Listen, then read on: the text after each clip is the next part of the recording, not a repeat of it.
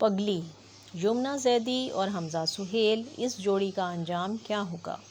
السلام علیکم ناظرین، اپنے چینل میں آپ کو خوش آمدید کہتے ہیں۔ آج کی اس ویڈیو میں ہم بات کریں گے آپ کے پسندیدہ اور مشہور اداکارہ یمنا زیدی کے آنے والے ڈرامے پگلی کے حوالے سے۔ اس ڈرامے کو پچھلے سال بننا تھا، لیکن کچھ وجوہات نے اسے ہولڈ پر ڈال دیا تھا۔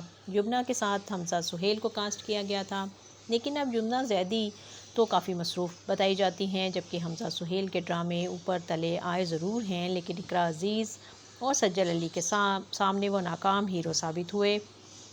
کافی تنقید ہوئی، اس لیے دیکھنا ہوگا کہ اب پگلی میں حمزہ سہیل برقرار رہتے ہیں یا یمنا زیدی کسی اور ہیرو کے ساتھ نظر آتی ہیں۔